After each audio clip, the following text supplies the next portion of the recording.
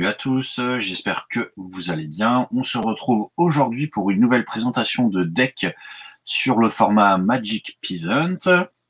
N'oubliez pas de liker, commenter, partager la vidéo. N'hésitez pas évidemment à nous donner aussi voilà, vos avis, vos idées de deck pour des prochaines vidéos.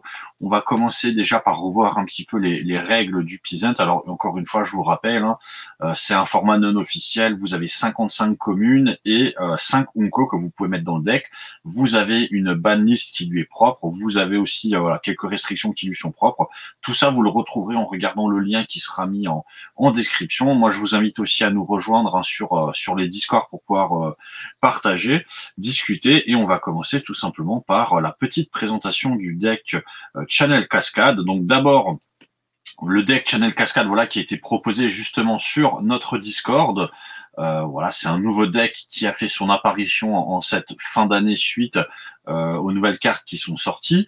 Je me suis inspiré du deck qui a été fait par le joueur Neral, qui est disponible sur le site MTG Peasant, hein, que vous pourrez retrouver de toute façon en description. Donc on va parler un petit peu de ce deck et on va commencer par parler d'abord des cartes. Alors d'abord on va commencer par présenter un petit peu les cartes. Ensuite on aura une phase sur la stratégie à adopter. Alors on va déjà parler un petit peu des cartes terrain que vous pouvez utiliser dans ce deck. Alors le deck Channel Cascade, c'est un deck qui est un deck principalement sur deux couleurs, donc le vert et le rouge. Donc vous voyez que d'abord en termes de terrain, on va utiliser des terrains qui vont un petit peu vous booster, puisque vous allez voir, l'idée c'est quand même d'aller assez vite dans ce deck, d'avoir de la production de mana qui est assez rapide. Donc on utilise en première carte x4, hein, Sandstone Needle. L'idée c'est d'avoir un terrain, même s'il arrive engagé quand vous le posez, c'est un terrain qui arrive avec 2 marqueurs. Vous retirez un des marqueurs, vous allez ajouter 2 mana rouges. Donc c'est assez intéressant pour avoir de la production de mana assez rapide en début de game. Et de la même manière, vous avez l'Icori Woodlow qui va faire la même chose avec du vert. Donc là, on est sur de la production de mana assez rapide au début de game. Et pour compléter, on a le Clumbering Vestige qui va vous permettre de, au moment où il arrive en jeu, voilà, c'est un terrain qui est engagé, mais il vous permet de rajouter un mana de la couleur de votre choix à votre réserve. Donc ça, c'est très intéressant. Ça vous permet d'avoir un mana rouge ou vert qui va vous permettre d'utiliser une des cartes qui vont être présentées. Et vous complétez évidemment vos cartes terrain avec des forêts. Donc l'idée, c'est de maximiser sur les forêts. Ensuite, on va un petit peu parler des créatures. Alors la première créature que vous pouvez avoir dans le deck, c'est le Fierce en pâte. Quand il arrive en jeu, il va vous permettre d'aller chercher une créature dont le coût converti de mana est de 6 ou plus et de la mettre dans votre main. Alors vous allez voir, hein, c'est une carte qui va s'avérer sans doute au début assez utile pour vous permettre d'aller chercher des grosses créatures, puisque vous allez voir, il y a des très grosses créatures.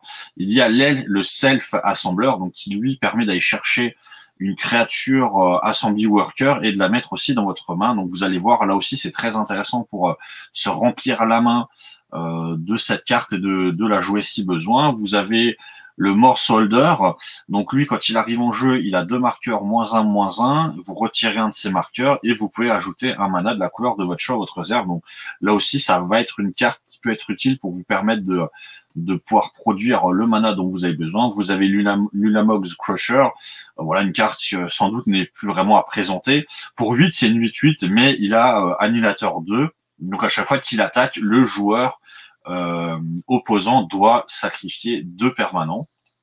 Vous avez le groupe d'abordage. Alors là, on rentre dans les cartes un petit peu très intéressantes en fait du deck, puisque vous allez voir, ce sont les cartes qui vont au final vous faire un petit peu la game de ce deck Cascade Channel.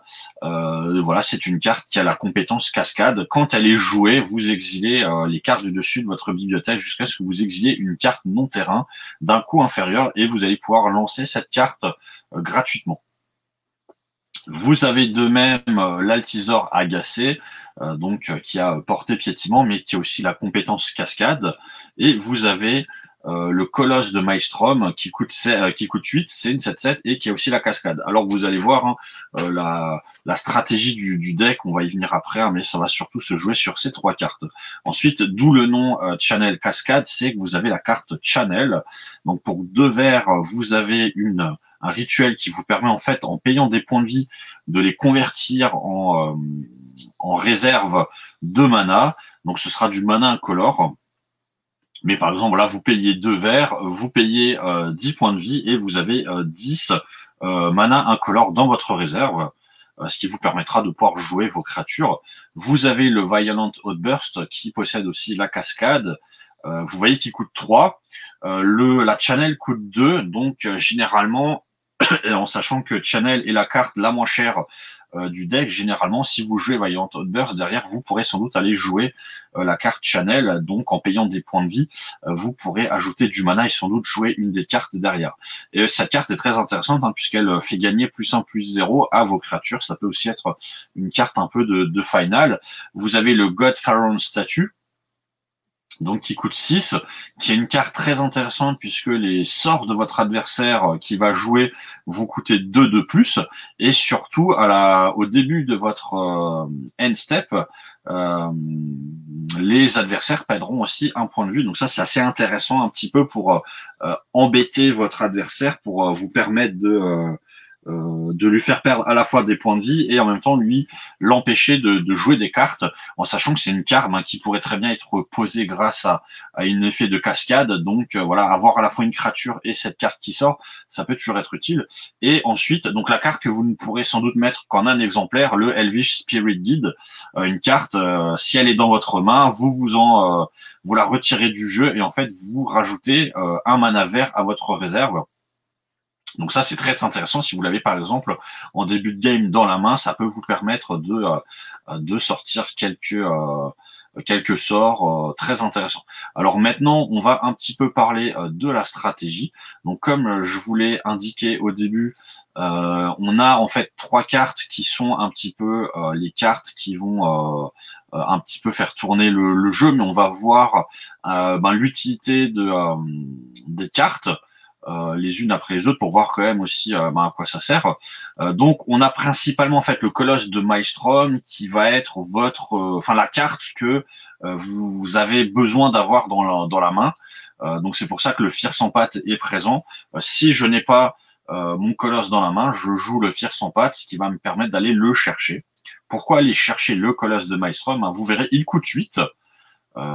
Voilà, donc ça, si vous utilisez Channel pour jouer cette carte, ça vous coûtera 8 points de vie. Ce qui est très intéressant, c'est qu'il a cascade. Alors le Colosse de Maelstrom, c'est la carte la plus chère avec l'Ulamog Crusher, mais l'Ulamog Crusher, on l'utilisera sans doute à un autre moment. L'idée, en fait, ça va être de jouer le Colosse de Maelstrom, qui va aller vous permettre de jouer une carte d'un coût inférieur. Toutes les cartes, évidemment, ont un coût inférieur, mais imaginons que je joue le Colosse de Maelstrom, et avec de la chance, j'ai l'Altisor Agacé qui se trouve juste derrière. Je vais pouvoir jouer cette carte qui coûte 7. 7 étant inférieur à 8. Donc je vais pouvoir invoquer une créature gratuitement. Et cette créature aussi à la cascade. Ça va me permettre à ce moment-là de jouer peut-être le groupe d'abordage qui coûte 6, 6 étant inférieur à 7, et qui lui aussi a cascade. Ça va ensuite me permettre peut-être de jouer, je ne sais pas, un self assembleur qui coûte 5. Donc vous voyez, on a cette idée en fait de jouer comme ça le Colosse de Maelstrom qui va nous permettre en fait derrière de jouer de manière assez agressive, si on a de la chance, évidemment, si on a de la chance, de pouvoir sortir en fait plusieurs créatures d'un coup, au final, en ne payant que le coût du Maelstrom.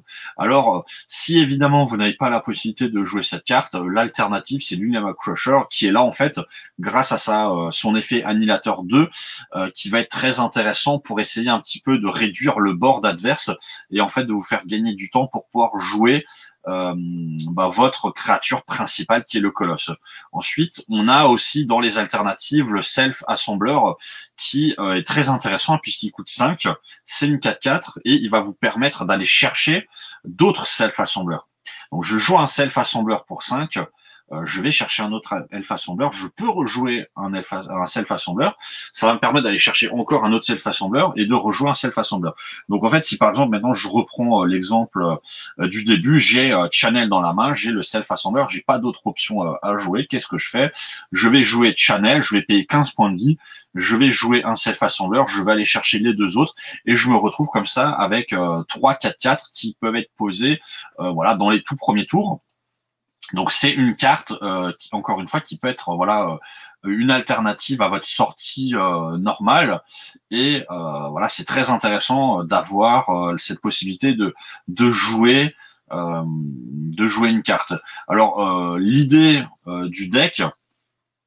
L'idée, en fait, c'est vraiment d'essayer de gagner assez rapidement, de pouvoir poser des grosses créatures assez rapidement.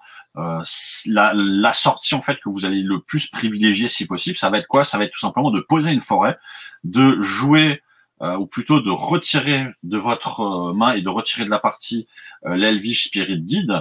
Donc, ça va vous permettre de générer 2 mana verts. Avec les 2 mana verts, vous allez jouer Channel. Ce qui va vous permettre ensuite de payer des points de vie et de produire du mana incolore. Et donc maintenant, si soit au premier tour, qu'est-ce que je fais? Je paye par exemple 8 points de vie, je vais jouer l'Ulamog Crusher, donc je me retrouve avec une 8-8 Annihilator 2 au tour 1. Je peux me retrouver, si je paye 15 points de vie, avec le Self Assembler, donc je me retrouve avec 3-4-4 au tour 1. Et je peux aussi, si j'ai de la chance, je vais jouer le Colosse de Maelstrom.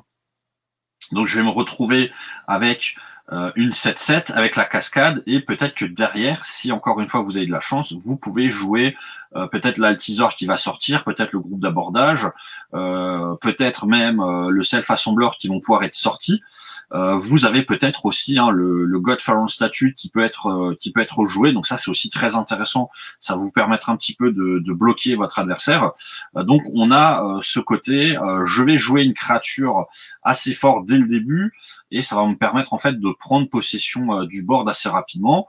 Après, vous pouvez évidemment, si vous n'avez pas dans votre main de départ une de ces grosses cartes, si vous avez le Fier sans pattes, tout simplement vous allez utiliser un des verts pour son couvert, vous allez utiliser un autre vert pour un de ces 2 incolores, vous allez payer un incolore en plus, vous allez rajouter les 8 incolores qu'il vous faut par exemple pour jouer le collage. Donc en fait vous payez 9 points de vie, vous produisez vos 9 mana plus les 2 mana verts dont vous disposez, et vous allez pouvoir à la fois jouer cette carte, chercher le colosse, le mettre dans votre main et jouer automatiquement le colosse.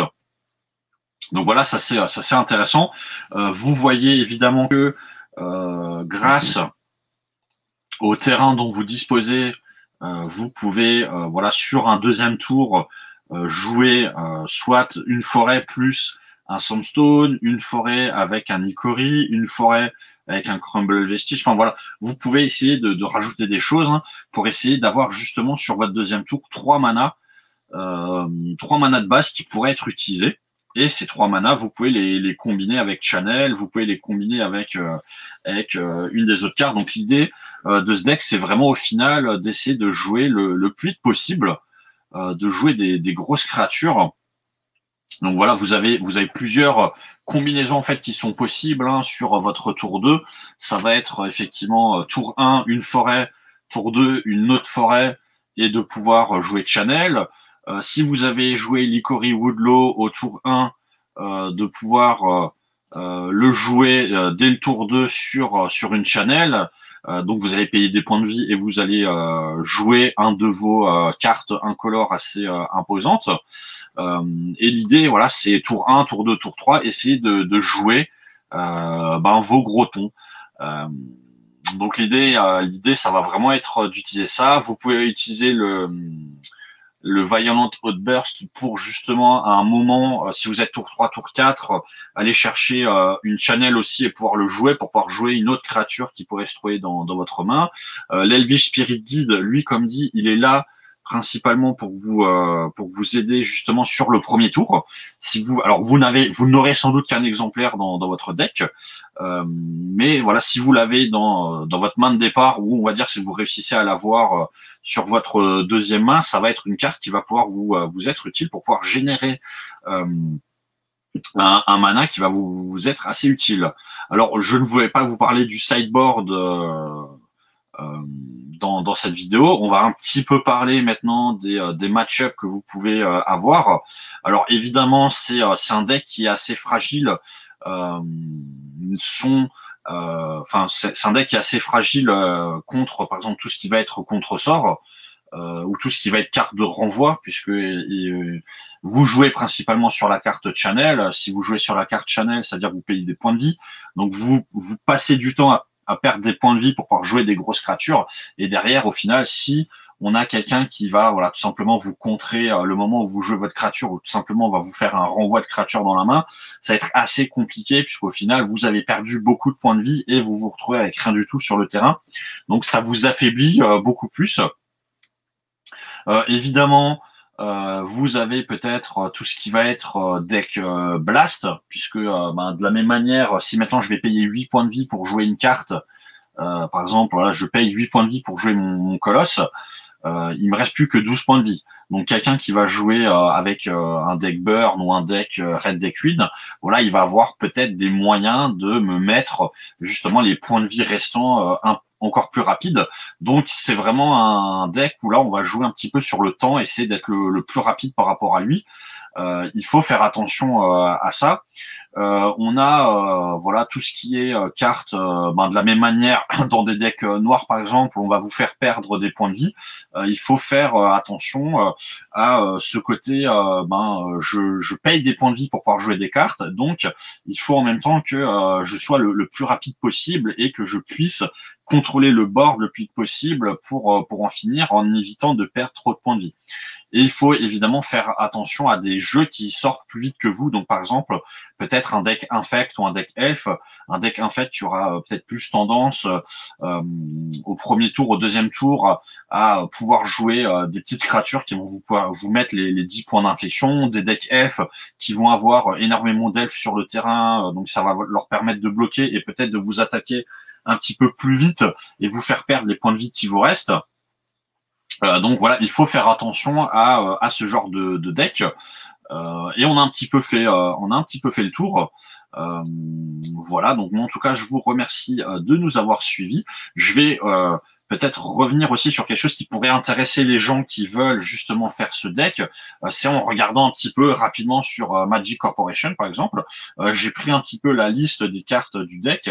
Et donc voilà, pour ceux que ça pourrait intéresser de faire le même deck, il faut savoir que vous pouvez, pour 28 € à peu près, vous pouvez acheter toutes les cartes qui sont dans le deck que je vous ai présenté, en sachant que la carte Elvish Spirit Guide est la carte qui coûte le plus cher, qui coûte un peu plus de 8 €. Si je prends par exemple un Magic Corporation, mais évidemment il y a des sites où ça doit être moins cher. Donc pour 20 €, on va dire, vous pouvez avoir le deck, et pour 28 €, vous pouvez l'avoir en y rajoutant cette Uncola qui peut être intéressante. Donc vous pouvez, voilà, pour une vingtaine d'euros, on va dire, vous faire le deck si l'envie vous dit, et pour pouvoir le tester, qui est un deck assez sympathique, qui remet en avant la carte Channel qui n'avait pas été utilisée depuis très longtemps. J'en profite aussi évidemment pour dire peut-être un petit mot sur le Morsel Order, qui est une carte qui peut aussi être assez intéressante, puisqu'elle va vous permettre de générer quand même 2 manas de la couleur de votre choix, et ça vous fait quand même une 6/4, donc soit un bon attaquant ou un bon bloqueur, et une carte qui peut un petit peu pourrir aussi un moment l'adversaire, et qui peut vous permettre de tenir. Donc voilà un jeu qu'il faut penser assez rapide. Il faut que dans les 2-3 premiers tours, vous réussissiez à poser votre main. Réfléchissez bien aussi au moment de jouer vos cascades. C'est un jeu aussi qui se joue un petit peu sur la chance, puisque pour réussir à faire bien la sortie Colosse suivie de l'Altisor, du groupe d'abordage et potentiellement le self-assembleur, voilà, il faut avoir de la chance sur ces sorties de cartes, mais ça peut sortir, et en tout cas c'est un deck qui peut être assez fun à jouer. En tout cas voilà, dites-moi ce que vous pensez du deck. N'hésitez pas à liker, commenter, partager. N'hésitez pas à nous rejoindre sur les serveurs Discord. Vous avez en description, vous aurez le lien des règles, de la présentation, etc. Moi, je vous souhaite une bonne journée et on se dit à une prochaine. Ciao.